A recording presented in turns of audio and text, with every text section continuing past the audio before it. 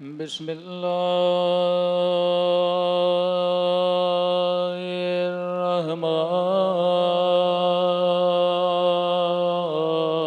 الرحمن الرحيم الحمد لله رب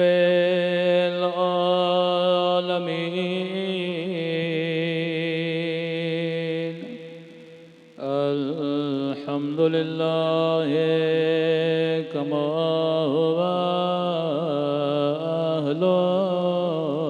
أهله الصلاة والسلام على سيد المرسلين وخاتم النبيين أبي القاسم محمد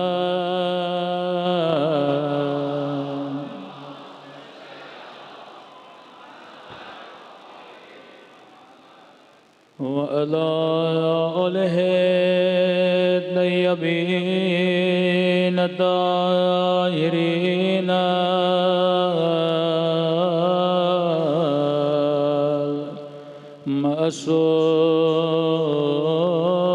المعصومين سنبھل کے دعا امام زمان اللہم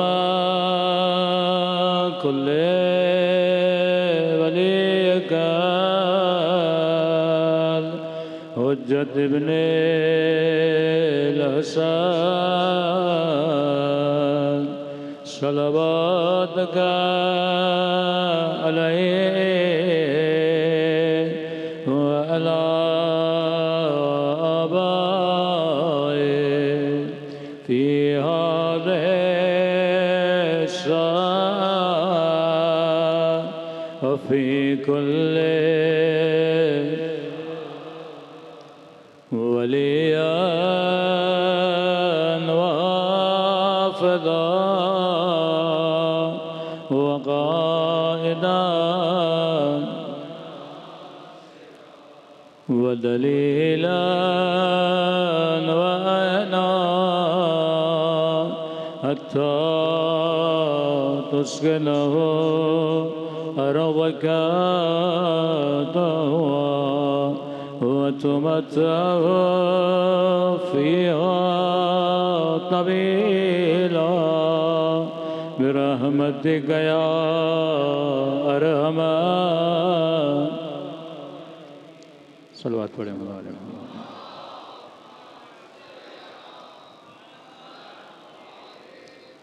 بسم اللہ الرحمن الرحیم رب اشرح لی صدری ویسر لی امری واحلل عقدۃ من لسانی یفقہوا قولی بسم اللہ الرحمن الرحیم والعصر ان الانسان لفی خسر الا الذین آمنوا وعملوا الصالحات صلوات پڑھیں محمد وآل محمد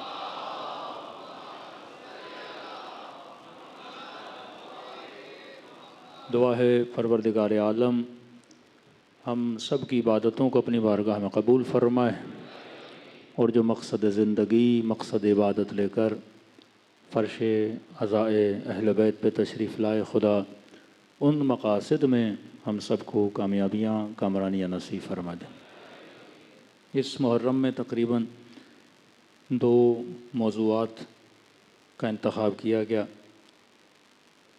دوسری جگہوں پہ جو عشرے ہیں وہاں موضوع سخن عاشورہ اور اصلاح معاشرہ اس کے کچھ پوائنٹس ہم یہاں بھی عرض کر دیتے ہیں یہاں کا جو موضوع انتخاب کیا وہی امام بارگاہ IRC کا تسلسل ہے کہ دا سیکرٹ نیٹ ورک آف اہل البیت علیہ الصلوۃ والسلام کہ شیعہ اثنا عشری 12 امامی شیعوں کا جو نیٹ ورک ہے کیونکہ جب تک آپ کا نیٹ ورک نہیں ہوگا جب تک آپ ٹیم بن کے انسجام کے ساتھ عمل نہیں کریں گے تو آپ کی بقا کو خطرہ ہے آپ کی نسلوں کو خطرہ ہے اہل بیت نے کن مشکلات مشقتوں میں کس طرح سے مکتب کو بچایا، ان کے اصحاب نے کس طرح سے اس مکتب کو بچایا. پوری تاریخ میں مکاتب بہت ہیں.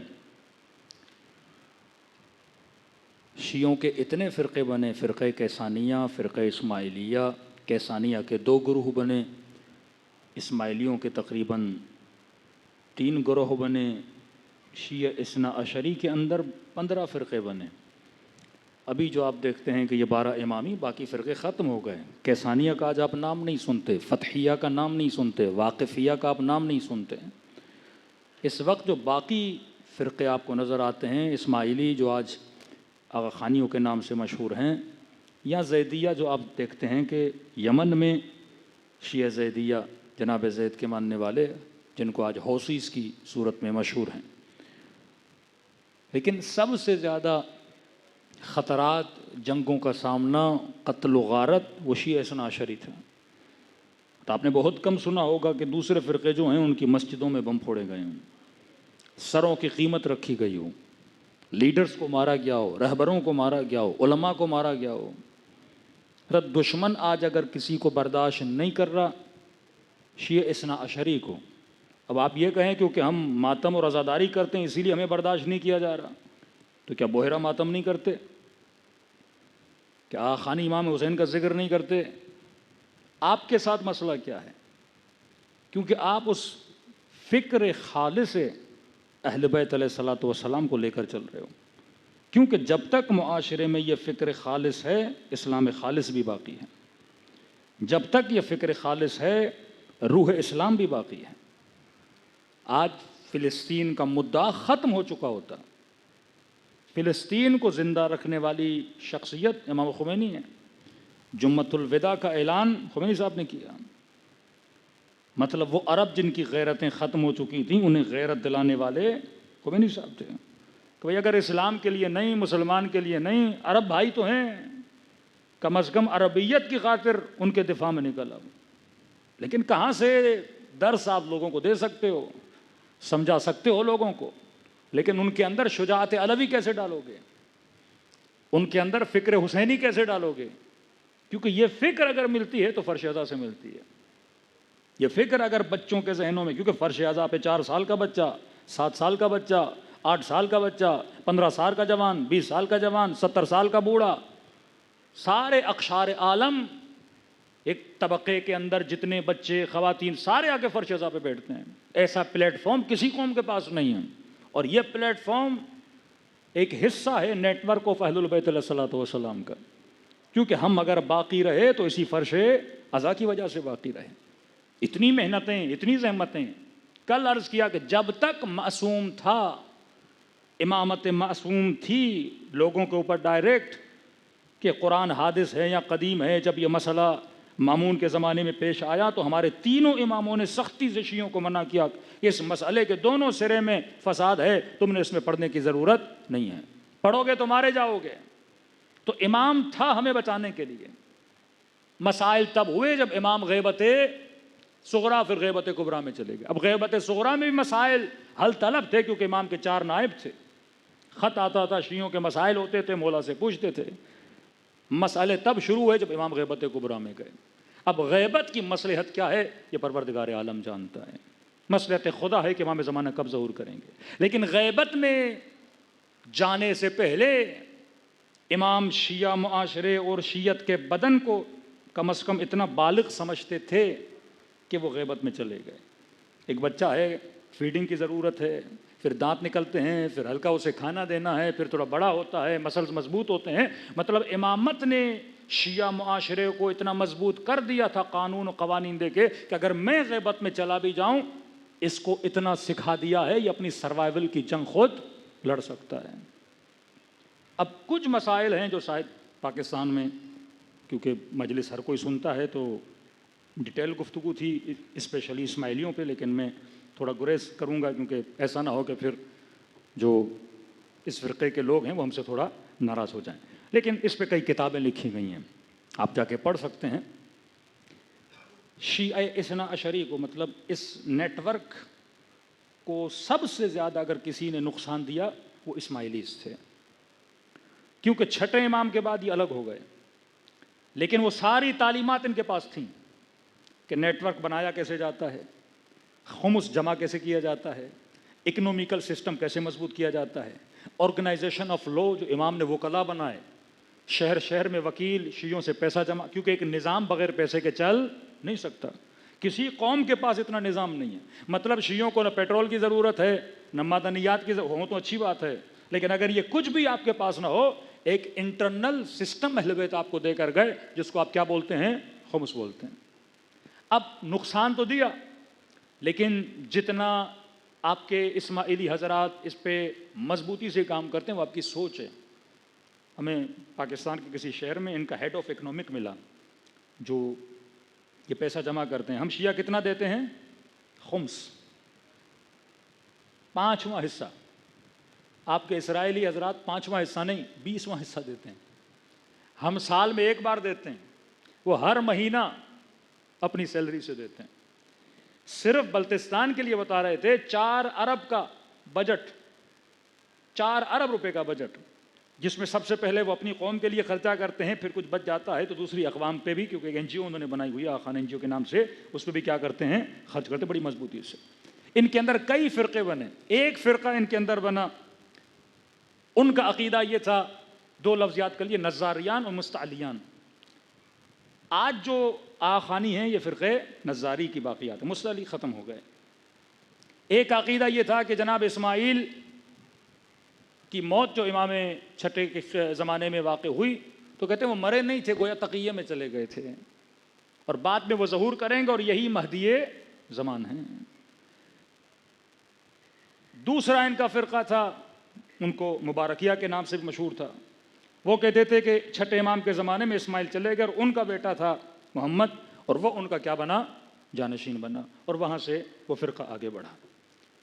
لیکن انہوں نے ساری تعلیمات سیکھ لی اہل بیت علیہ السلام کی، کہ عباسیوں کے زمانے میں انہوں نے اس قدر، کیونکہ نظاری جو فرقہ تھا پھر ان کا ایک داعی ہوتا تھا، داعی مطلب بہترین خطیب، گاؤں گاؤں جاتے تھے یہ خطابت، اور خطابت کون سی اچھی لگتی ہے؟ جس میں جوش ہو، لوگوں کو اٹھانا ہو، جنگ کے لیے تیار کرنا ہو، میدانوں میں لوگوں کو لے جانا ہو، گاؤں گاؤں سے لوگوں کو جمع کرتے تھے۔ شام میں، مصر میں، ایران میں ان کی حکومتیں تھیں۔ کچھ وہ فرقے جن کی شام میں حکومتیں تھیں، یہ کس کے دشمن تھے؟ عباسیوں کے حکومت دشمن تھے۔ کچھ وہ فرقے تھے جو بارڈرز پہ رہتے تھے، انہی آپ کہہ سکتے ہیں اسماعیلیز کے، جن کیا دشمنی تھی ترکوں کے ساتھ، جیسے آپ کہتے ہیں ترکان سلجوقی، ان کے ساتھ یہ لڑتے تھے۔ مطلب ایک اہل سنت کا طبقہ جن کی دشمنی کن کے ساتھ بنی؟ ایک شیعہ طبقے کے ساتھ، لیکن یہ کون سے شیعہ ہیں؟ شیعہ 6 امامی ہیں، 6 امامی شیعہ ہیں۔ اب دشمنی عقیدے کی بنیاد پہ نہیں تھی، آپ کے ساتھ جو دشمنیاں تھیں وہ کس کے بنیاد پر ہیں؟ عقائد کے بنیاد پر ہیں۔ ان کے ساتھ جتنی دشمنیاں رکھی گئی تھیں وہ اس بنیاد پر تھی کہ کہیں یہ آگے بڑھ کے ہماری زمینوں پہ قبضہ نہ کر لیں، کیونکہ مامون کے زمانے میں یہ ہوا، کیونکہ مامون کی والدہ ایرانی تھیں، امین عرب تھا، اس نے اپنے بھائی کو بھی مارا، اس نے اپنی حکومت کا دارالخلافہ خراسان کو بنایا، تو عرب اس سے بڑے ناراض تھے، کیونکہ مامون کے زمانے میں جو آفس کا کام تھا وہ ایرانی کرتے تھے، خلافت عربوں کے پاس تھی، فوجوں کے اندر ترک داخل ہو چکے تھے، کہ عرب کے یہاں ایک مثال تھی کہ عباسیوں کی خلافت کے آخری زمانے میں خلافت اتنی کمزور ہو چکی تھی کہ کہتے ہیں خلیفے کی مثال ایک بغبغا کی طرح ہے، مطلب پنجرے میں پڑا ہوا ایک طوطا، یہ طوطا وہی بولتا ہے جو اسے ترک بلواتے ہیں۔ یہ ترکان سلجوقی، ان کی حکومت آگے پھر آپ عثمانیوں کا زمانہ دیکھتے ہیں، مطلب پوری فورسز اور فوجوں کے اندر ترک آ گئے، کیونکہ مسلمان جب علاقے فتح کرتے تھے تو ان کے لوگ فورسز میں آتے تھے، اب فورسز میں ان کی تعداد اتنی بڑھ گئی، پوری فوجوں کا کنٹرول ترکوں کے ہاتھ میں چلا گیا۔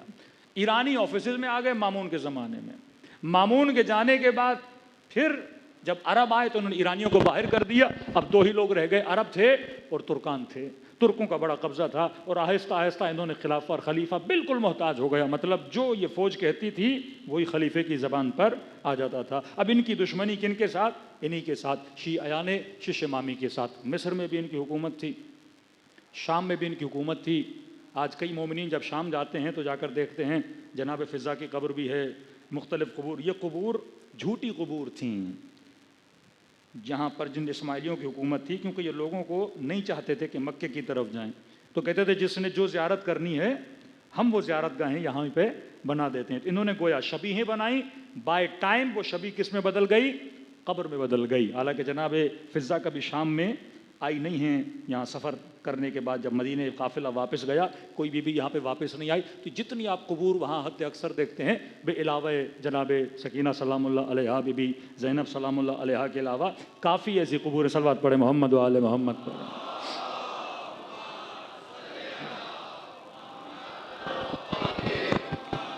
انہوں نے اتنی شبیہیں بنائیں. آپ مصر میں جاتے ہیں یونیورسٹی الازہر، اس کا پہلے نام کیا تھا؟ زہرا. پھر بعد میں جا کے ان پہ جب اٹیک ہوا اور ان کی حکومتیں وہاں ختم ہوئیں، اس کے بعد یہ یہاں سے نکلے. پھر ان کو یہ لقب جو آغا خان کا لقب ہے، یہ فتح الدین شاہ جو ایران کے ایک علاقے کے بادشاہ تھے، ان کے داماد بنے، پھر انہوں نے ان کو لقب دیا. اب ان کا گٹھ جوڑ مطلب پاور ان کے پاس اتنا تھا، جرمنی سے یہ ٹیکس لیتے تھے. فرانس کے بادشاہ کو انہوں نے خط لکھا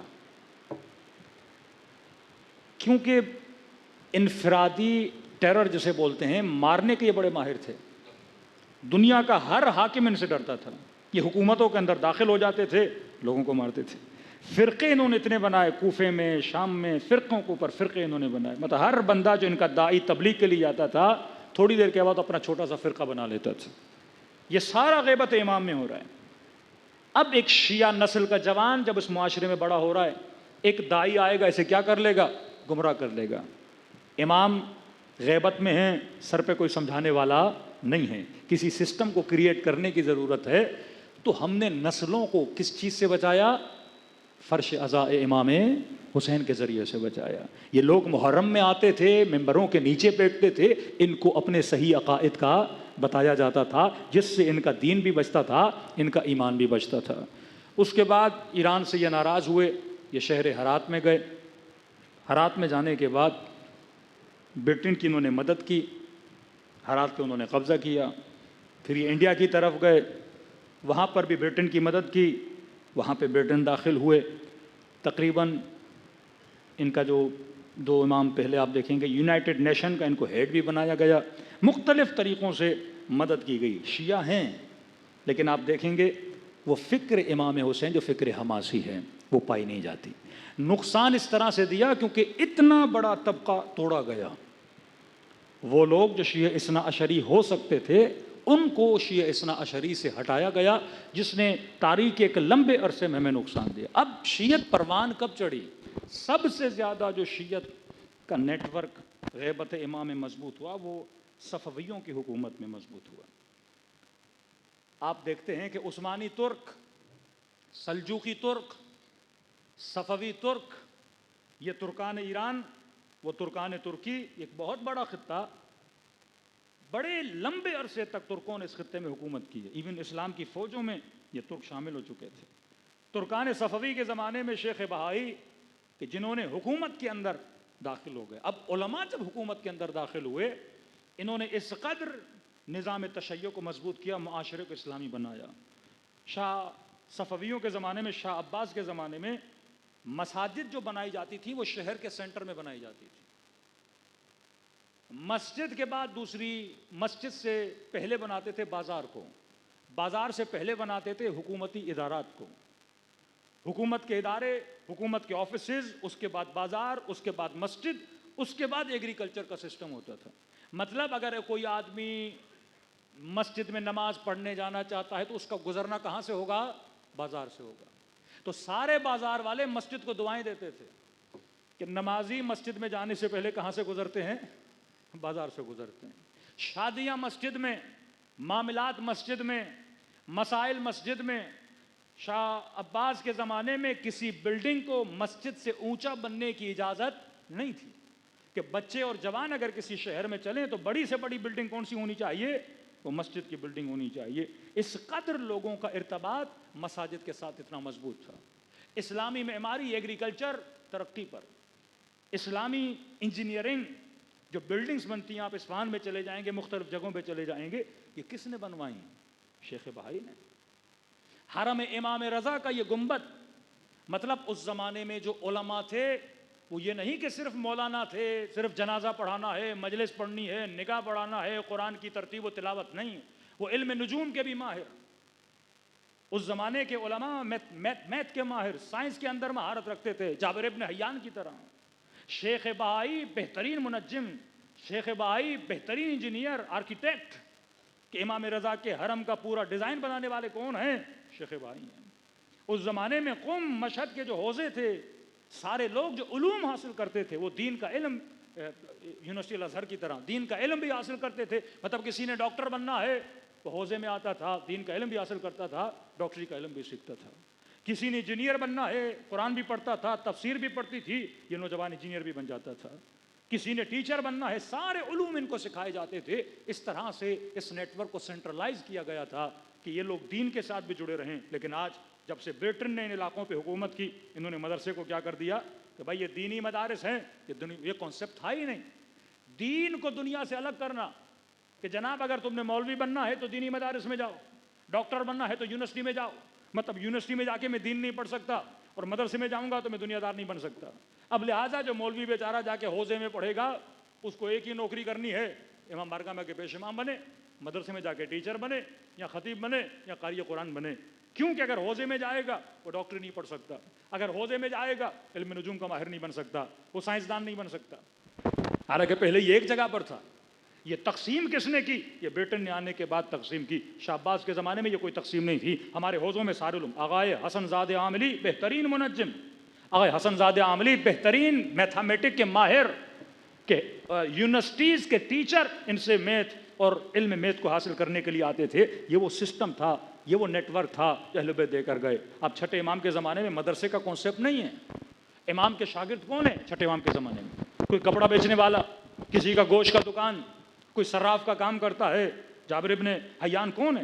یہ سارے لوگ آتے تھے امام سے درس حاصل کرتے تھے۔ لیکن آج ہمارے مدرسوں میں کون جاتا ہے؟ صرف جس نے دین کا علم پڑھنا ہے۔ باقی انجینئر صاحب آپ کو کہا مجھے دین نہیں آتا، ڈاکٹر صاحب آپ کو کہا مجھے دین نہیں آتا۔ آپ دین کہاں سے سیکھیں گے؟ ممبر کی برکت ہے، تھوڑا بہت مسجد میں چلا گیا یا کسی نے سیلف اسٹڈی کر لی۔ لیکن حالانکہ ہماری یونیورسٹیز کا سسٹم وہی ہوتا جو اہل بیت ہمیں ایک نیٹ ورک دینا چاہتے تھے، جہاں پہ دین بھی پڑھایا جائے، کیونکہ دین اور دنیا جدائی ناپذیر ہیں۔ اگر یہ کہے کہ دنیا دار بن جاؤ، دین کو چھوڑ دو، یا دیندار بن جاؤ، دنیا کو چھوڑ دو، یہ نہیں ہے۔ قرآن مجید کا کمال یہ ہے کہ جتنی مرتبہ قرآن میں لفظ دنیا آیا اتنی مرتبہ لفظ آخرت آیا۔ اپنے قنوت میں دعا، ربنا آتنا فی الدنیا حسنہ وفی الآخرۃ حسنہ، پہلے دنیا میں حسنات پھر آخرت میں۔ لمن لا معاش لہ لا دین لہ، جس کی اکنامک، جس کی اقتصادیات، جس کا دنیا کا مال نوکری پیشہ مضبوط نہیں، معصوم فرماتے ہیں اس کا دین بھی مضبوط نہیں ہے۔ بھائی صبح سے شام تک گھر میں شکم میں لقمہ نہیں ہوگا تو نماز پڑھنے میں آپ کو لذت ملے گی؟ یہ پریشان کے بچے کی فیس کل لینی ہے، چھوٹا بچہ ہے رات کو دودھ لینا ہے، کھانے کے لیے پیسے نہیں ہیں، اور میں سے کو جناب مسجد میں آ جاؤ نماز پڑھو، کہیں گے پہلے میں جاؤں اپنی دنیا کو سنبھالوں۔ تو کہا لمن لا معاش لا دین اللہ، جس کا معاش نہیں ہے اس کا دین بھی نہیں ہے۔ سب سے پہلے اپنی اکنامک کو مضبوط کرو، اکنامک مضبوط ہو گئی تو تمہاری آخرت بھی کیا ہو جائے گی؟ مضبوط ہو جائے گی۔ یہ شیخ بہائی جنہوں نے شاہ عباس کے زمانے میں، صفویوں کے زمانے میں، شیعوں کا آپ سمجھ سکتے ہو گولڈن ٹائم آف شیعہ تھا، مسجدیں بنائیں، بنائیں بنائیں، شہر کے نقشے ایسے بنائے کہ لوگ مرتبط رہیں مسجد میں۔ آج لوگ مسجد میں کیوں نہیں آتے؟ آغا قراتی 18 پوائنٹس بتاتے ہیں مسجد کی ویلیو اسلام کے اندر۔ سیاسی فیصلے مسجد میں، نکاح مسجد میں، اگر کوئی فقیر و غریب ہے کھانا نہیں ملتا مسجد میں آئے گا اسے کھانا دیا جائے گا، اگر کوئی مسافر ہے سونے کی جگہ نہیں مسجد میں آئے گا سوئے گا، کسی کو مسئلہ ہے جھگڑے ہوئے فیصلے سارا کچھ مسجد، مطلب کورٹ بھی تھا، لوگوں کے فیصلے کرتے تھے، کسی نے جہاد پہ جانا ہے سارے فیصلے مسجد میں۔ آج مسجد کا ایک ہی کام ہے، مسجد میں صرف یا مجلس ہوتی ہے یا مسجد میں نماز پڑھائی جاتی ہے، لوگوں کا کنیکشن مسجد کے ساتھ کٹ چکا ہے۔ اسلام میں مسجد کی ویلیو اور تھی، تھنکنگ آف مسجد اور تھی، وہ ویلیو اگر باقی رہتی لوگ دین کے ساتھ جڑے رہتے۔ یہ مشہور ہے شیخ بہائی کا واقعہ، جب یہ امام رضا کا حرم بنا رہے تھے تو بلڈنگز بنا رہے تھے، دروازہ مولا کا بن رہا تھا، شاہ عباس حرم کے وزٹ کے لیے آیا، کیا دیکھا ابھی تک امام کا دروازہ نہیں بنا، کئی دن گزر گئے، تو پوچھا مزدوروں سے کہ دروازہ کیوں نہیں بنا، تو کہا کہ شیخ بھائی نے ہمیں روکنے کو بولا ہے۔ تو بادشاہ تھا، انہوں نے آرڈر دیا کہ چھوڑ دو شیخ بھائی کو، دروازہ کمپلیٹ کرو۔ انہوں نے بول دیا، مزدوروں نے سارا دروازہ بنا کے کمپلیٹ کر دیا. یا پیچھے سے شیخ بھائی آئے، انہوں نے مزدوروں کا، جناب میں نے منع کیا تھا دروازہ نہ بناؤ، تم نے کیوں بنایا؟ قبلہ آپ نے کہا نہ بناؤ، بادشاہ صاحب کہہ رہے ہیں بنا دو، ہم حکم کے پابند ہیں، ہم نے دروازہ کمپلیٹ کر دیا. یہ گئے بادشاہ کے پاس، شہباز صاحب آپ نے کیوں آرڈر دیا؟ میں نے روکنے کو بولا تھا. انہوں نے کہا کہ کل میرے خواب میں امام رضا آئے اور انہوں نے کہا کہ میرا دروازہ ابھی تک بنا کیوں نہیں ہے، دروازے کو جلدی کیا کیا جائے، بنایا جائے. شیخ بھائی اپنی جگہ پہ بیٹھ گئے،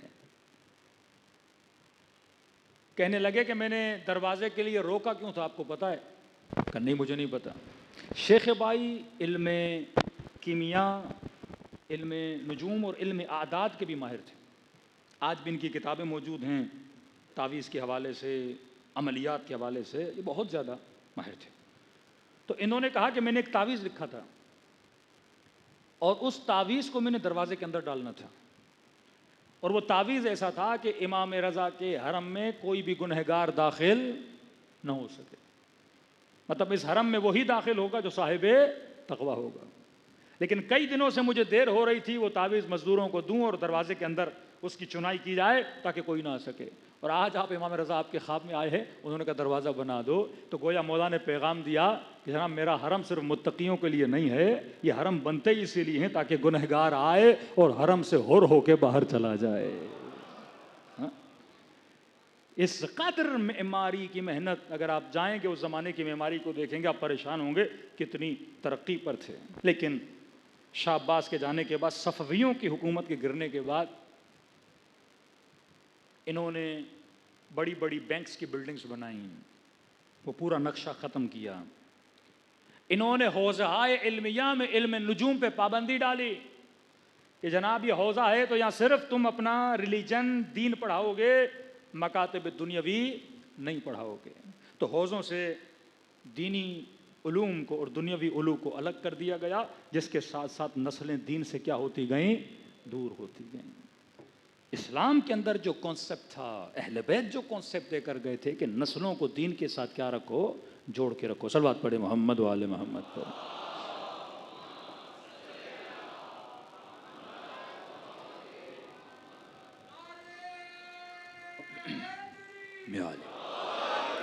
قرآن مجید وہ کتاب ہے جو صاحبان عقل کے لیے ہے، کہ اس نیٹ ورک کے اندر وہی بندہ سروائیو کر سکتا ہے جو اپنی عقل کو مضبوط کرے.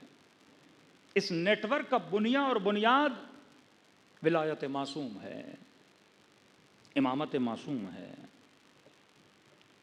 اب ہمارے معاشرے سب سے زیادہ شیعہ جس ملک میں رہتے ہیں ایران کے بعد اگر کوئی ملک ہے جہاں پہ سب سے زیادہ تشیع اور شیعہ ہے وہ پاکستان ہے.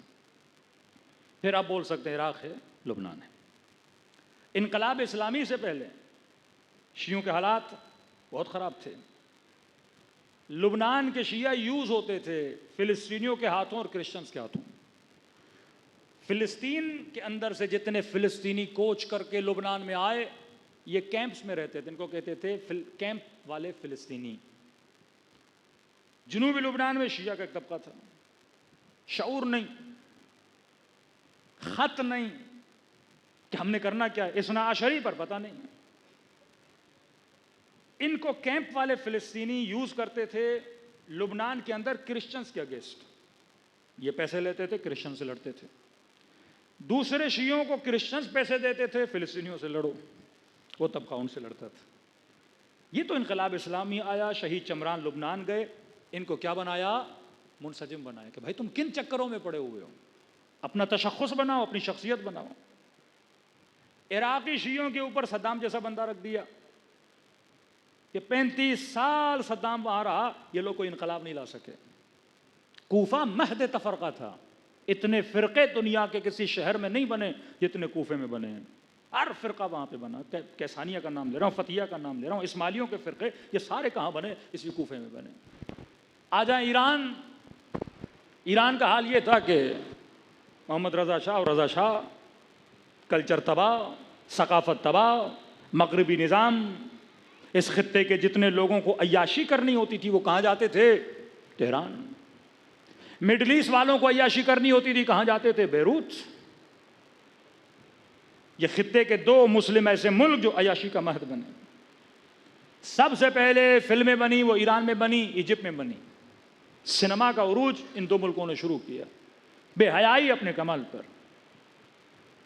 پاکستان کے شیعوں کا حال ابھی تک آپ دیکھ رہے ہیں کیسا حال ہے، بانٹ دیا مختلف افکار میں۔ خمینی صاحب نے انقلاب لایا، انقلاب اسلامی کے بعد آپ ایک ملیشین بندہ رہنے والا کہنے لگا کہ ملیشیا میں حجاب نہیں تھا، مسلمان ہیں حجاب نہیں تھا، یہ تو انقلاب اسلامی آیا حجاب آیا۔ انقلاب اسلامی نے وہ کون سی پوائنٹ اس نیٹ ورک کی پکڑی؟ شیعہ تو پہلے بھی تھے، لیکن یہ مضبوطی جو شیعوں کے اندر پیدا ہوئی، تشخص شیعوں کے اندر پیدا ہوا۔ آج دنیا میں جا کر کہتے ہوں میں شیعہ ہوں تو ان کو پتا ہے یہ کون سا والا شیعہ ہے۔ آج دنیا جانتی ہے، تشیع کے نام سے، نظام تشیع سے خوفزدہ ہو جاتی ہے۔ خمینی صاحب نے کوئی کمال نہیں کیا، انہوں نے وہ نیٹ ورک آف معصومیت، نیٹ ورک آف ولایت تھا کہ شیعہ معاشرہ تب تک زندہ رہے گا جب تک اس کے اندر رہبریت اور لیڈرشپ ہو۔ یہ بنیاد ولایت ہے۔ مثال دے رہا ہوں، شیعہ سماج میں معصومین کی تعلیمات کا اثر کہ شیعہ سماج، شیعہ معاشرہ، شیعہ سوسائٹی کسی چیز کو بڑی آسانی سے ایکسیپٹ نہیں کرتی۔ آپ کے یہاں ظالم اور مظلوم کے فلسفے کا پتہ ہے، کون قابل لعنت ہے کون قابل رحمت ہے، یہ آپ کے بچے بچے کو پتہ ہے۔ دوسری سوسائٹی میں چلے جائیے، وہ مارنے والا بھی جنتی، مرنے والا بھی جنتی، دونوں رضی اللہ ہیں بھائی۔ لیکن یہاں بچے سے پوچھو گے یزید کا لعنت اللہ، حسین رحمت اللہ، خط ہے، لائن ہے، تفریق ہے، اپنے ذہن میں ظالم اور مظلوم کی پہچان ہے، وہاں نہیں ہے۔ آپ ایئرپورٹ پہ جاتے ہیں، راستے میں جاتے ہیں، ہمارے بھائیوں کا فقہ کا بڑا اثر ہے، عقیدے کا بڑا اثر ہے آپ کی نسلوں پر۔ نماز جماعت ایئرپورٹ پہ آپ جاتے ہیں مختلف جگہوں پہ، کوئی بھی بندہ آگے کھڑا ہو جائے پیچھے کھڑے ہو جاتے ہیں، اللہ اکبر۔ ہمارے 10 شیعہ کھڑے ہوں 10 بار سوچتے ہیں کھڑا کون ہوگا۔ آخر میں سمجھ نہیں آتا، فرادہ پڑھتے ہیں، سمجھ نہیں آ رہا، بھئی آپ کھڑے ہو جاؤ، بھئی میں عادل نہیں ہوں، میرا پتہ نہیں ہے، آپ کھڑے ہو جاؤ، بھائی میں بھی مطمئن نہیں ہوں اپنے کردار سے، آپ کھڑے، میری قیرت بھائی صحیح نہیں ہے۔ مطلب شیعہ معاشرے کی عقل اتنی پروان کر چکی ہے، وہ ہر ایرے غیرے کو پیش امام بھی نہیں مانتے۔ ارتقاء عقل ہے یہ اس نیٹ ورک کا اثر ہے آپ کی نسلوں پر کہ آپ ہر کسی کو محراب میں بھی نہیں بیٹھنے کے لیے نہیں بھیجتے، کا فرادہ پڑھ لیں گے بھائی ہر کسی کو نہیں، کیوں؟ کیونکہ آپ کے لیے شرائط امامت سخت ہیں۔ ہم نے ہر کسی کو امام نہیں مانا، امام عادل، امام عالم، امام معصوم، عصمت کے قائل، علم امام کے قائل، بڑے سخت شرائط ہیں۔ اور وہاں چلے جاؤ، لو کان فاسقا، فاسق بھی ہو، حبشی غلام بھی ہو، زانی بھی ہو، کشمش جیسے بال بھی ہوں، لیکن اگر حاکم بن گیا تو اس کی اطاعت کیا ہے؟ واجب ہے۔ یہ ان کی کتابوں میں پچھلے سال میں نے تفسیر سے پڑھا ہے، صحیح بخاری، صحیح مسلم، یہ کتابیں بھری ہوئی ہیں کہ رسول خدا نے فرمایا اگر فاسق بھی ہے، فاجر بھی ہے، اگر حاکم بن گیا تو تم پر اطاعت واجب ہے۔ ہمارے یہاں نہیں کہ حسین سر کٹا دے گا پر کسی فاسق کی بیعت نہیں کرے گا، یہ نظام تشیع کے خلاف ہے۔ معاشرے کی رہبریت کسی فاسق اور فاجر کے ہاتھ میں نہیں ہو سکتی۔ امام اگر ہے تو امام معصوم، لیکن امام جب غیبت میں جائے گا تو کیا معاشرے کو بغیر لیڈرشپ کے چھوڑیں گے ہم؟ کیا معاشرہ بغیر رہبر کے رہے گا؟ وہ شیعہ معاشرہ اس نیٹ ورک کا معاشرہ ہے ہی نہیں جس کے اندر رہبریت نہیں ہے۔ آئیے قرآن کی طرف، وَلَا تَلْبِسُوا الْحَقَّ بِالْبَاطِلِ،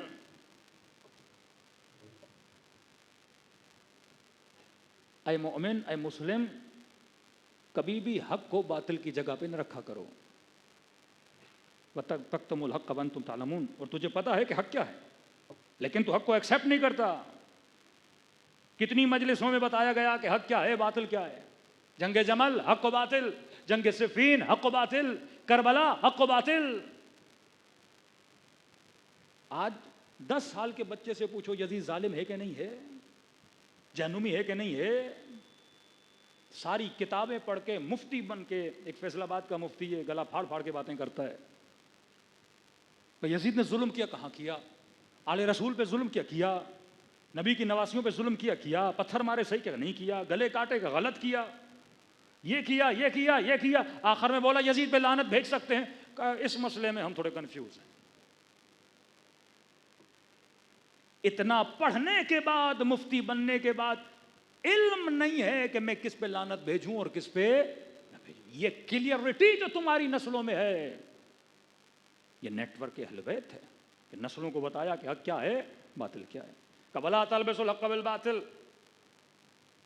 حق کو باطل کا لبادہ نہ پہنایا کرو.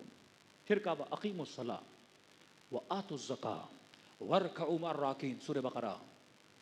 نماز قائم کرو، زکوٰۃ دو اور رکوع کرنے والوں کے ساتھ شامل ہو جاؤ.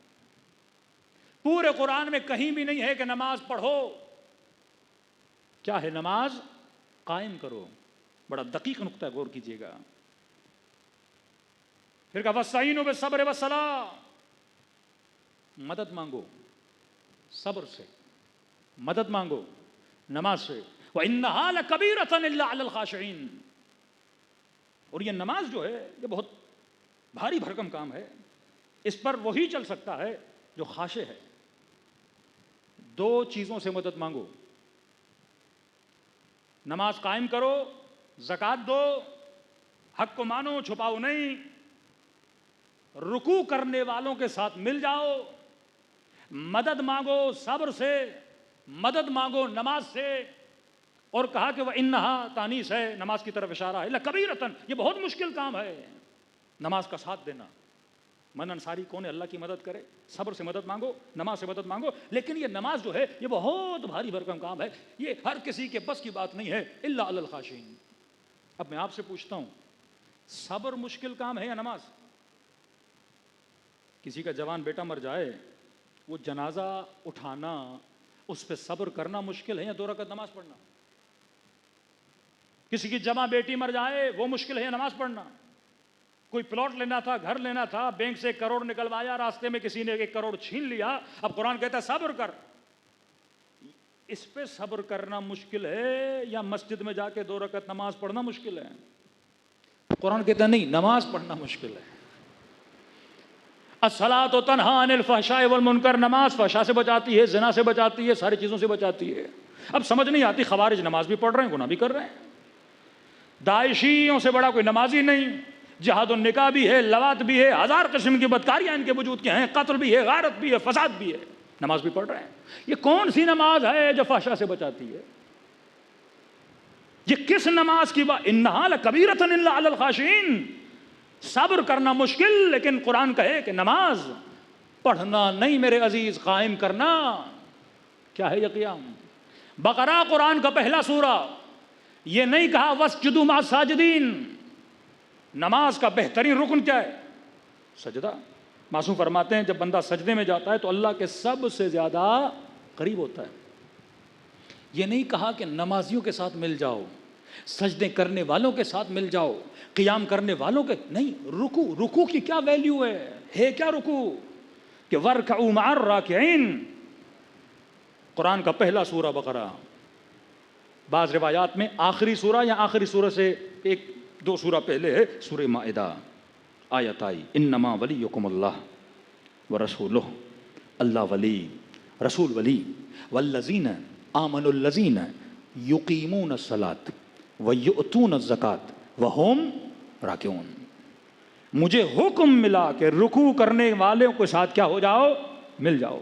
اور یہاں پتہ کیسے چلے کہ رکوع کرنے والے کون ہیں؟ کہ ایک میں اللہ ولی، دوسرا میرا رسول ولی، تیسرا وہ ولی جو حالت رکوع میں زکوٰۃ دیتا ہوا نظر آ جائے.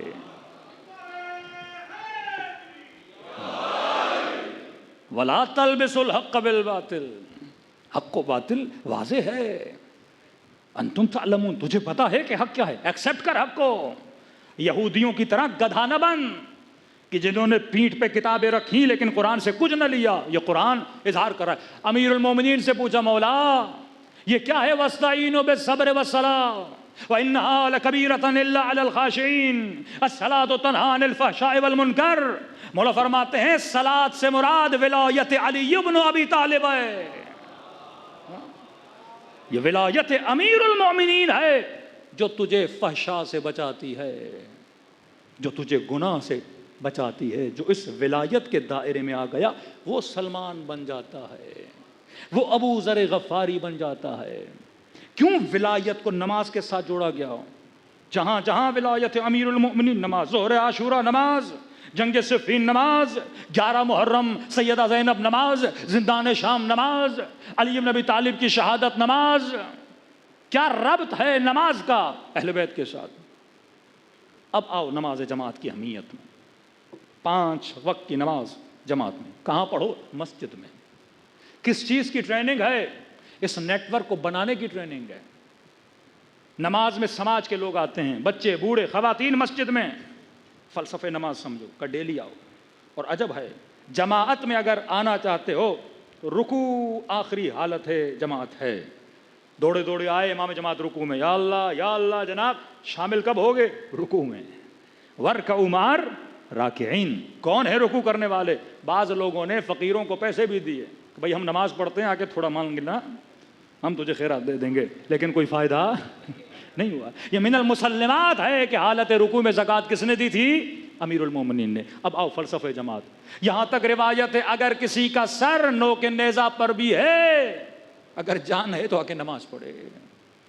محلے میں گھر ہے، آ کے نماز پڑھو. نماز کیا ہے؟ نماز نظام ولایت کی ٹریننگ کا نام ہے. کچھ جلدی سے پوائنٹس بتاؤں آپ کو. نماز میں ایک ہے امام جماعت، مأمومین. امام جماعت کون ہوگا؟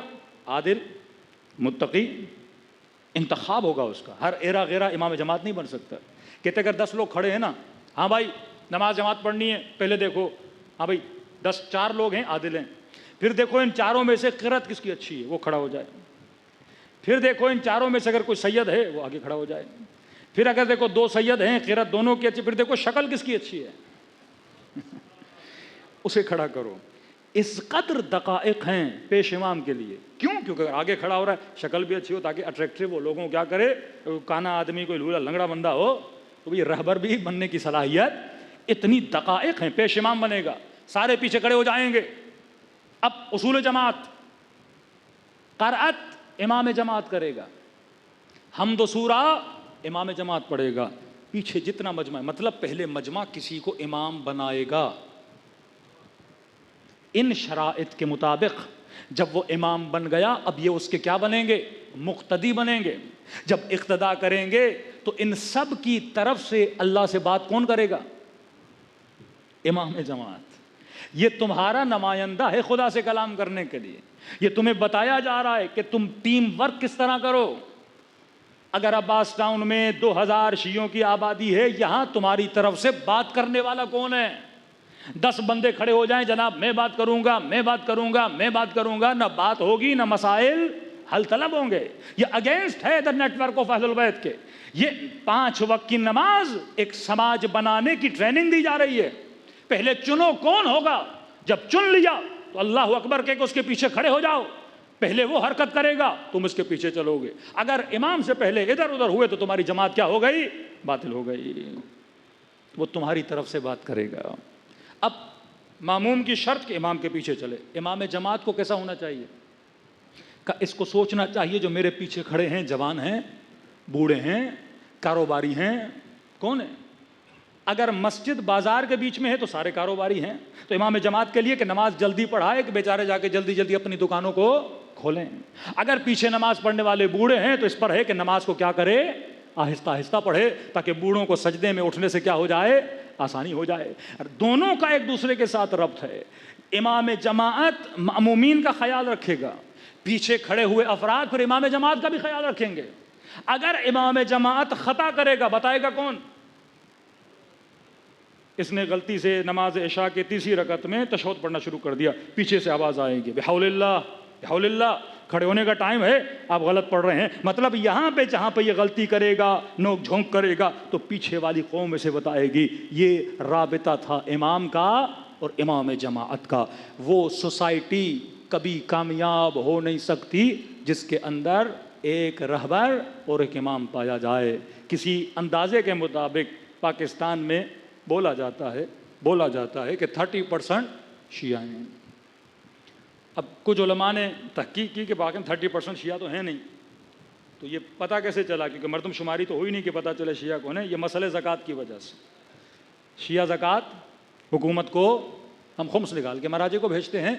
زکوٰۃ کا معاملہ ہمارے یہاں پیسے پر نہیں ہے، وہ گندم پر ہے، وہ کشمش پر ہے، وہ کھجور پر ہے، مختلف معاملات پر ہے. تو شیعوں نے کہا ہم زکوٰۃ نہیں دیں گے. اب ہوا یہ کہ بینک کے اندر جو فارم جمع ہوتے ہیں وہاں سے انہوں نے اندازہ لگا شیعہ کتنے. ہر آدمی کا کیا ہے؟ بینک اکاؤنٹ ہے. زکوٰۃ کا ٹائم آتا ہے، کہتے ہیں فارم میں ایڈ کرو. ایک خاص فارم آتا ہے کہ جناب میں کون ہوں؟ میں شیعہ ہوں. اب یہ 30% کیسے گئے؟ کیونکہ 6-7% پھر وہ ہمارے بھائی اہل سنت ہیں جو نہیں دینا چاہتے. وہ کہتے ہیں فارم جمع کرا دو کہ ہم بھی کیا ہیں؟ شیعہ ہیں. تو اس میں آپ کا پرسنٹیج کیا ہو گیا؟ بڑھ گیا. اب اگر 30 بھی نہ لیں، 15 بھی نہ لیں، ہم 20 لے لیتے ہیں، 20% شیعہ ہیں. ڈیموکریسی کے سسٹم میں ہونا یہ چاہیے کہ جس ملک میں 20% شیعہ ہیں تو اس کی قومی اسمبلی میں 20% شیعوں کی نمائندگی ہونی چاہیے. اگر 160-150 ایم پی اے یا ایم این اے ہیں تو اس میں سے 20%، اگر آبادی کا 20% ریشو شیعہ ہے، اسی طرح جو سنیوں کا ریشو ہے، اسی طرح ہندوؤں کا ریشو ہے، اسی طرح کرسچنز کا ریشو ہے، وہ نمائندگی پارلیمنٹ میں کیا ہونی چاہیے؟ ہونی چاہیے. لیکن آج پوچھیے اپنی قوم سے کتنے % پارلیمنٹ میں آپ کے افراد ہیں؟ ہاں، خیرات میں 1-2 سیٹیں ملنا اور ہے، یہ 20% سیٹیں جیت کے پارلیمنٹ میں جانا اور ہے. کیوں نہیں ہے پارلیمنٹ میں؟ کیونکہ ہم اس نظام جماعت سے کیا ہیں؟ دور ہیں. کیونکہ ہم نے ایک امام نہیں بنایا، ہم نے ایک رہبر نہیں بنایا. شیعہ نیٹ ورک بغیر رہبر کے چل نہیں سکتا. آغا خانی کامیاب ہے کیونکہ ان کا رہبر ایک ہے.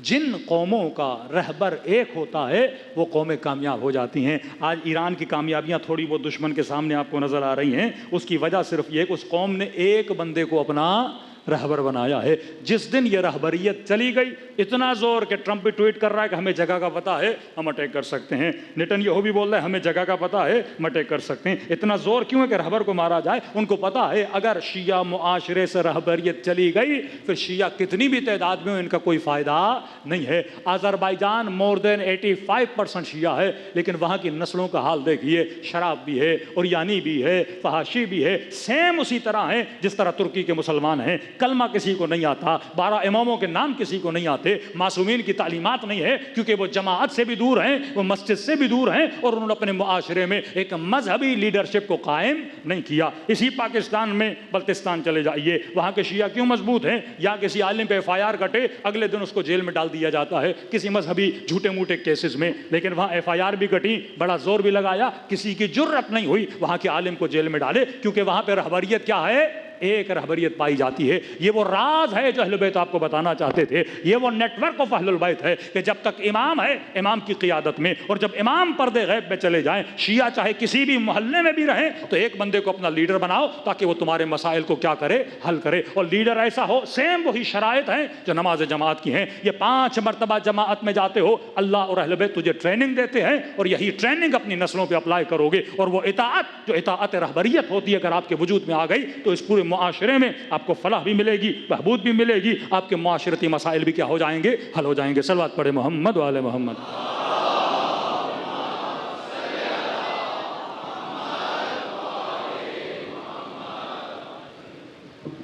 بارے دیگر صلوات پڑھے محمد و آل محمد.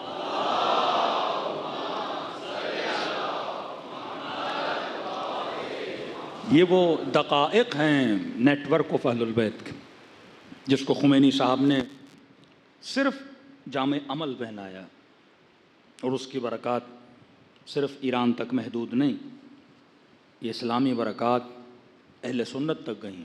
اس انقلاب نے فلسطینیوں کی مدد کی، اس انقلاب نے ٹیونس کے لوگوں کی مدد کی، اس انقلاب نے افریقہ میں، اس انقلاب نے سربیا میں مسلمانوں کی مدد کی، مظلوموں کی آواز کو بلند کیا. کتنے بچے مارے گئے، کون ہے ان کی آواز کو اٹھانے والا؟ اور واللہ اگر ہمارے معاشرے میں یہ شعور پیدا نہیں ہوتا، یہاں کا مولوی اگر اس شعور اور بلوغ فکری تک نہیں پہنچتا کہ میں اہل بیت کا نام تو لوں لیکن مجھے پتہ ہی نہ ہو کہ میں اہل بیت کے نیٹ ورک کے اگینسٹ چل رہا ہوں. آپ کی سوسائٹی، آپ کی قوم زندہ تبھی رہ سکتی ہے جب یہاں پہ واحد لیڈرشپ آئے گی. کہ 10 لوگ لیڈر بن جائیں گے، 15 لوگ لیڈر بن جائیں گے، 20 لوگ لیڈر بن جائیں گے، وہ قوم کا ستیہ ناش کریں گے، قوم کو کبھی ارتقا حاصل نہیں ہو سکتا. ایک لیڈر کے نیچے اگر قوم ہوگی. یہ امریکہ میں ریسرچ ہوئی کہ اس وقت دنیا کا بہترین سسٹم جس کو بولا جاتا ہے ڈیموکریسی، پارلیمانی نظام ہو یا پریزیڈنشل نظام ہو. تو انہوں نے کہا اس نظام کے اندر بھی بڑی خامیاں ہیں. خامیاں کس طرح؟ اب جیسے پاکستان کے حالات آپ دیکھ رہے ہیں، 2 پارٹیاں. اب ایک پارٹی 70% ووٹ لے، دوسری پارٹی 50% ووٹ لے، تو وزیر اعظم کس کا بنے گا؟ جس نے 70% ووٹ دیے. امریکہ میں کانگریس ہے، ڈیموکریٹس ہیں. اب اگر کانگریس 55% ووٹ لیتی ہے، ڈیموکریٹس 45% ووٹ لیتے ہیں، تو گورنمنٹ کون بنائے گا؟ کانگریس بنائے گا. لیکن کہتے ہیں مسئلہ یہ ہے کہ جس نے 45% ووٹ لیے ہیں وہ ایسا تو نہیں حکومت سے باہر ہوگا، وہ ایک مضبوط اپوزیشن بنائے گا. اور یہ مضبوط اپوزیشن درد سر ایجاد کرے گی کس کے لیے؟ حکومت کے لیے. مختلف ریولیشنز، مختلف اسٹرائکس شہروں میں ہوں گی، اور ان اسٹرائکس کا مقابلہ کرتے کرتے ابھی بھی امریکہ میں بڑے مسائل چل رہے ہیں اسٹرائک کی وجہ. پاکستان میں بڑے مسائل چلے کیونکہ اپوزیشن بڑی مضبوط ہے، اس نے بھی بڑے ووٹ لیے ہیں. پھر انہوں نے کہا کہ عمان چھوٹا سا ملک ہے، دیکھو صدیوں سے وہاں بادشاہت ہے، لیکن وہاں پہ ایک اسٹرائک نہیں ملتی، کسی نے کھمبا گرایا ہو، لوگ باہر نکلے ہوں. تو ان کو بھی احساس ہوا کہ ایک ایسا نظام جس کی لیڈرشپ ایک بندے کے ساتھ ہو اور لوگوں کے اندر اطاعت ہو، وہ معاشرہ کبھی بھی تباہ و بربادی کی طرف نہیں جاتا. جسے ہم اس زمانے میں نظام ولایت کہتے ہیں کہ عدم حضور معصوم میں کہ معصوم غیبت میں ہو، تو معاشرے کی لیڈرشپ وہ چاہے حکومت ہو تو لیڈرشپ فقیہ کے پاس ہو، یا اگر پاکستانی معاشرہ یا کہیں اور پہ شیعہ رہتے ہیں تو اس کی لیڈرشپ کسی صالح، کسی متقی عالم کے پاس ہو اور شیعہ اس کی بات کو سنیں. یہ مارکیٹنگ کا زمانہ ہے. آج ایک پیر صاحب بھی ہیں، اگر اس کے 20,000 فالوور ہیں، کوئی ایم پی او سے ووٹ لینے جاتا ہے تو اس کو 10 لالچیں دیتا ہے کہ جناب اتنے پیسے دیں گے، آپ کی گلی کے سارے مسائل حل کر دیں گے، آپ اپنے 10,000 مریدوں کو کہو کہ ہمیں ووٹ دے دیں. 2 کروڑ شیعہ پاکستان میں، ایک سیاسی پارٹی آپ کے لیڈر کے پاس نہیں جاتی کہ جناب آپ کے پاس 2 کروڑ، وہ کہ 1 کروڑ ووٹ لے لیں. کسی لیڈر کے پاس 1 کروڑ ووٹ بینک ہو، کوئی بھی سیاسی پارٹی آپ کو 10 وزارتیں دینے کے لیے تیار ہو جائے گی کہ آپ اپنا ووٹ بینک کسے دو؟ مجھے دو. لیکن ان کو بھی پتا ہے کہ یہ قوم اپنے لیڈروں کی سنتی نہیں ہے، ان سے ووٹ لینے کی کوئی ضرورت ہی نہیں ہے، کیونکہ وہ ربط لیڈر اور ربط عوام کو ہم نے کیا کر دیا ہے؟ توڑ دیا ہے. یہ ربط ٹوٹا تو سمجھو نیٹ ورک آف اہل بیت کو ہم نے توڑ دیا. صلوات پڑھے محمد و آل محمد.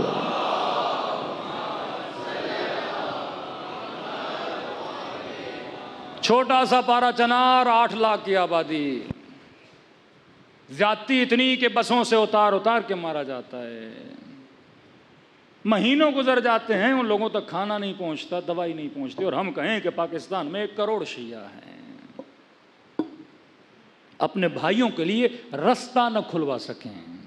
کیوں؟ کیونکہ ہم اس نیٹ ورک سے دور ہیں.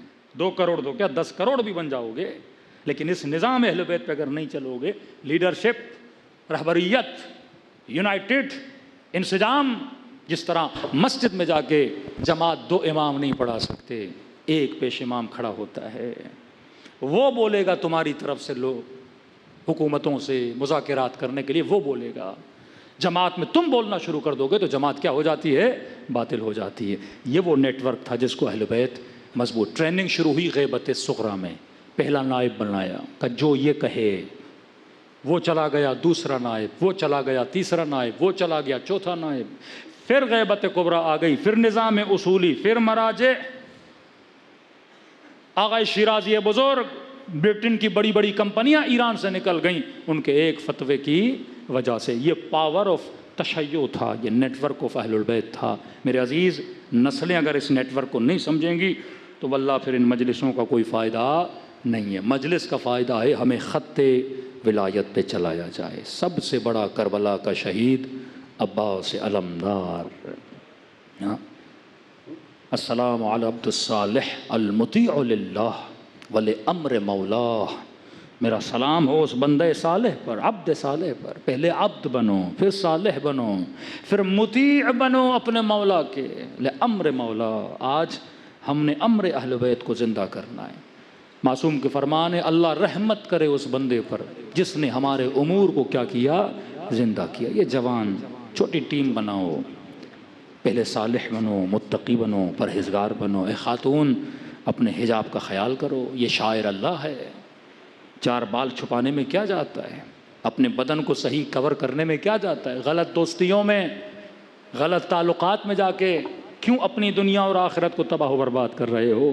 اچھا گھر بناؤ، اچھی فیملی بناؤ، صالح نسلیں بناؤ، تاکہ یہ مددگار بنے امام زمانہ کے لیے۔ صلوات پڑھے محمد و آل محمد۔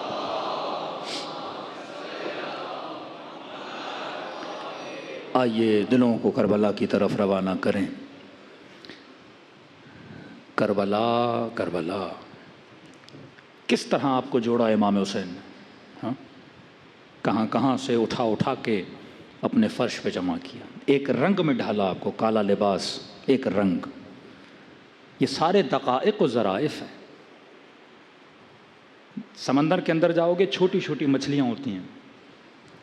یہ مچھلیاں بڑے بڑے ویلز، بڑی مگر مچھلیوں کا مقابلہ کرنے کے لیے آپس میں جڑ جاتی ہیں۔ نیشنل جغرافیہ پہ دیکھو گے، چھوٹی چھوٹی چھوٹی مچھلیاں ایک بہت بڑی مچھلی کا شیپ بناتی ہیں اور پورے دریا میں ایک ساتھ تیرتی ہیں۔ جب یہ ساتھ تیرتی ہیں تو بڑی بڑی مچھلیاں ان پہ اٹیک کرنے سے ڈرتی ہیں۔ اپنے بچوں کو دکھاؤ، آسمانوں میں کبھی یہ مہاجر پرندے آتے ہیں، ہاں چھوٹے پرندے، لیکن ایک ساتھ پرواز کرتے ہیں۔ ایک ساتھ کیوں رہتے ہیں؟ تاکہ دشمن ان پہ حملہ نہ کر سکے۔ محرم میں آپ کا پاور کیوں نظر آتا ہے؟ 10 دن میں انتظامیہ ہو، وہ پولیس ہو، ہر بندہ آپ کی بات کو مانتا ہے۔ روٹ کیا بنانا ہے، کس طرح کرنا ہے، پورا کوپریٹ کرتے ہیں آپ کے ساتھ۔ 10 دن گزرنے کے بعد کوئی آپ کو پوچھتا بھی نہیں ہے۔ ان کو پتا ہے 10 دن یہ بڑے منظم ہیں۔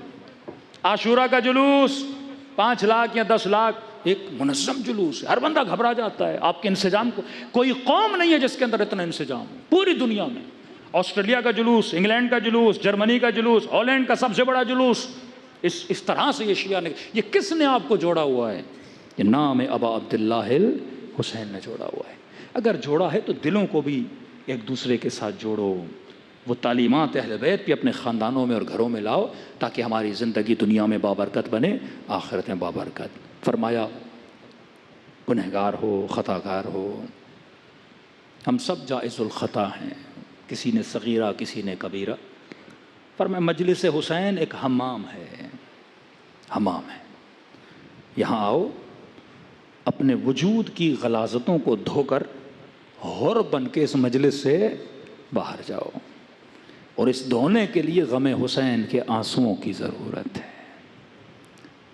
فرمایا خدا اس حرارت کو کبھی بجھنے نہیں دیتا، دل بڑی آسانی سے رو پڑتا ہے اگر اس کو امام حسین کے ساتھ ملایا جائے۔ فرمایا ایسے میرے بابا کو سلام کرو جیسے ننھی سی سکینہ نے سلام کیا تھا، جیسے زینب کبریٰ نے سلام کیا تھا۔ فرمایا 1000 زخموں سے زیادہ میرے بابا کے بدن پہ زخم تھے جو تھے امام۔ مومن نے سنا بعض روایات میں 700 زخموں سے زیادہ۔ کہتا میں گھر گیا، اپنی انگلی سے گننا شروع کیا، پورے بدن پہ انگلیاں لگا کے گنا، پوری رات نیند نہیں آئی۔ صبح امام کی خدمت میں گیا، میں نے کہا مولا پورے بدن پہ گنا ہے، بدن پہ اتنی جگہ نہیں کہ 1000 سے زیادہ زخم آئے، بدن چھوٹا ہے۔ چوتھے امام نے فرمایا سچ کہہ رہے ہو، بدن پہ جگہ نہیں، لیکن میرے بابا کے بدن پہ تھے۔ کہ مولا جب جگہ نہیں تو کس طرح تھے؟ فرمایا ربحن علی ربح، ایک زخم پہ دوسرا زخم تھا۔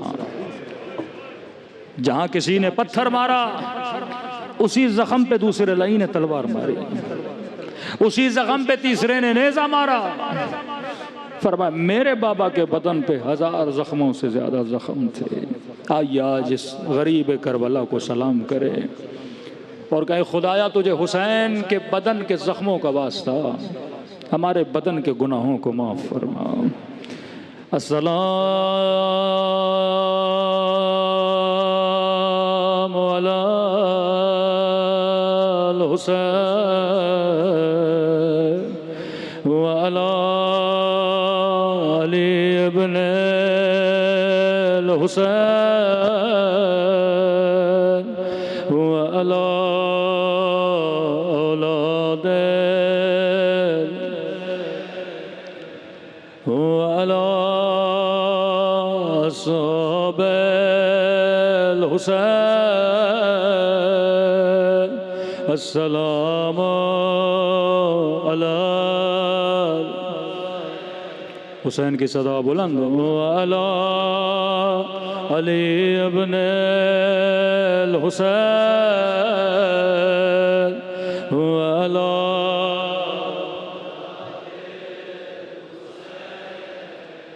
وعلى أصحاب السلام على وعلى علي بن الحسين وعلى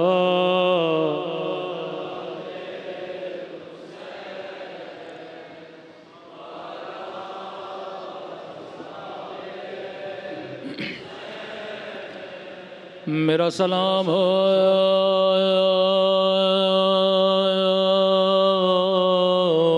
زخمی کلائیوں پہ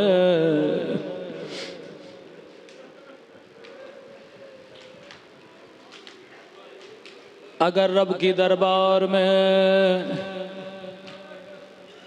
کوئی گنہگار ہاتھ اٹھاتے ہوئے شرمائے کہ خدا تجھ سے مانگوں تو کیسے مانگوں، میں بڑا خطا کار ہوں، تو خدا کو ان زخمی کلائیوں کا واسطہ دیا کرو۔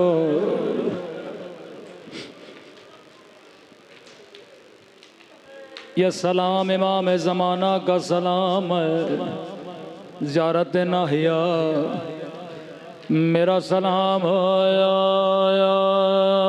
ان زخمی کلائیوں پہ جنہیں رسیوں سے باندھا گیا تھا۔ اللہ جانے یہ کس کی کلائیاں ہیں۔ میں نے اپنے استاد سے پوچھا یہ کس کی کلائی ہے؟ کہنے لگے یہ زینب کبریٰ کی کلائیاں ہے، جسے امام زمانہ یاد کر کے رو رہے ہیں۔ کسی عالم کے خواب میں آئے، فرمایا جس مجلس میں دو بیویوں کے مصائب میں وہاں ضرور آتا ہوں، ایک ننھی سی سکینہ،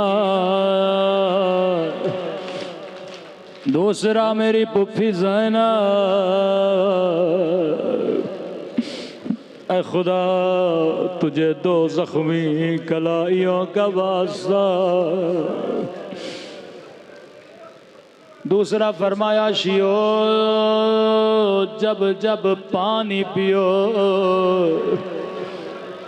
میری سکینہ کو یاد کیا کرو، ایک ایک گھونٹ کے لیے میری بچی نے بڑے تماچے کھائے۔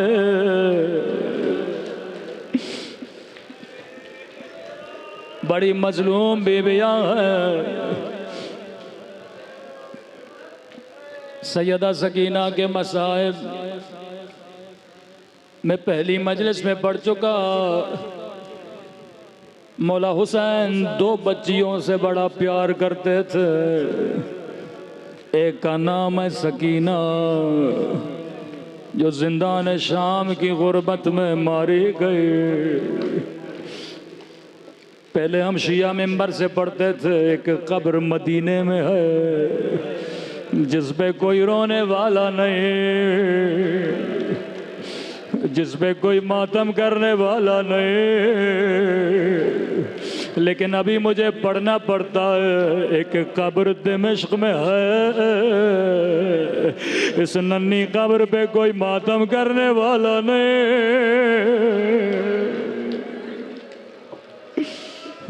اس ننھی سی قبر پہ اس وقت کوئی رونے والا نہیں،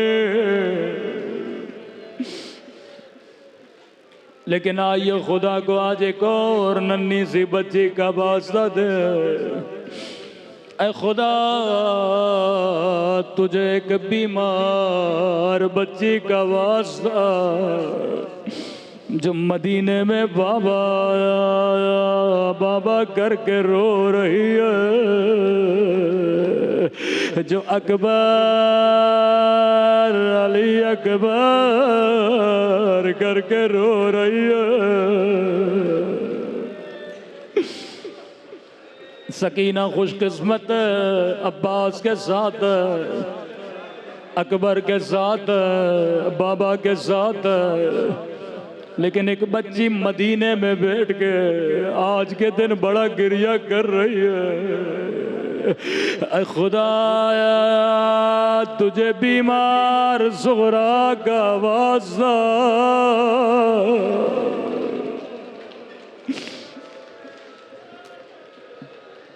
فرمایا عباس کاغذ لا قلم لا، نام لکھو کون کون سے بچے کربلا چلیں گے۔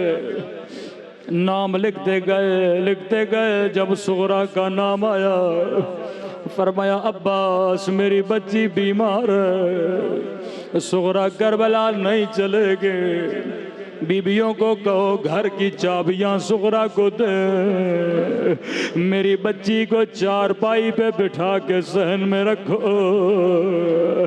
ہر بیوی کو کہو خدا غافل کرے، چارپائی پہ لا کے صحن میں بٹھایا گیا، ایک ایک بیوی آتی تھی گھر کی چابیاں دیتے تھے، سینے سے لگا کے کہتی تھی خدا حافظ صغرا۔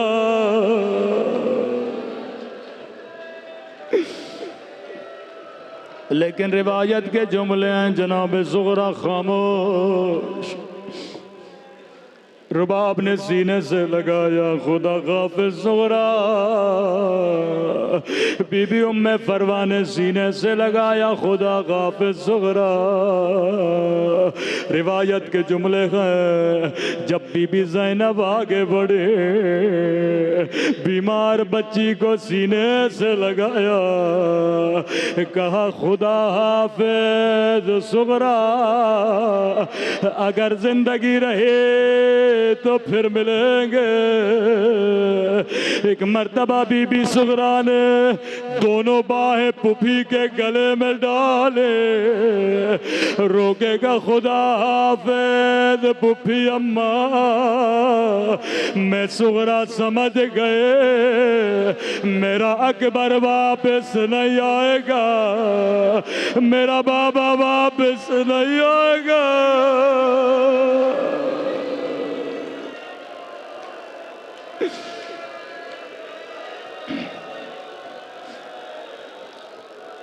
بی بی زینب نے بڑا گریہ کیا، تھوڑی آواز بڑھا دیں۔ ساری بیویوں کو کہا ذرا دور چلی جاؤ، صغرا کو سینے سے لگایا کہ صغرا اس بات کا علم میرے علاوہ حسین کے علاوہ کسی کو نہیں ہے، تجھے کیسے پتا چلا بابا واپس نہیں آئے گا، اکبر واپس نہیں آئے گا؟ رو کر عرض کیا پھوپھی اماں میں بیمار ہوں، مجھے راتوں کو نیند نہیں آتی، آدھی رات کا وقت تھا، آسمان سے ایک نوری ہماری اتری، اسے کالے برقعے میں بی باہر آئے، خاک کو سر پہ ڈالنے لگے، فریاد کرنے لگی میرے لال حسین، تیری ماں زہرا تجھے کہاں روئے گے، کربلا میں روئے گی یا شام کی بازار؟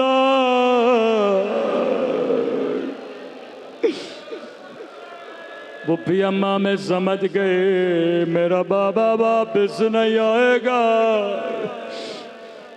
بی بی زینب کو بڑا پیار آیا، امام حسین کی خدمت میں گئی، بھیا حسین، اگر صغرا کے نہ چلنے کی وجہ اس کی بیماری ہے، میں زینب وعدہ کرتی ہوں خیال رکھوں گی، اپنے ہاتھوں سے کھانا کھلاؤں گے۔ فرمایا بہن زینب میرا بھی دل ہے صغرا کو لے کر چلوں، لیکن بہن زینب میری مجبوری سمجھو، جتنے بچے چل رہے ہیں کسی کی شکل بابا علی سے ملتی ہے، کسی کی شکل حسن سے ملتی ہے، کسی کی شکل نانا رسول سے ملتی ہے۔ بہن زینب میرے جانے کے بعد تیرے ہاتھوں میں رسیاں، تجھے بازاروں میں پھرایا جائے گا، تجھے شرابی کے دربار میں۔ بہن زینب میری صغرا کی شکل اماں زہرا سے ملتی ہے، میں حسین کیسے برداشت کروں، میری اماں کی شبیہ بازاروں میں، شرابی کے دربار میں۔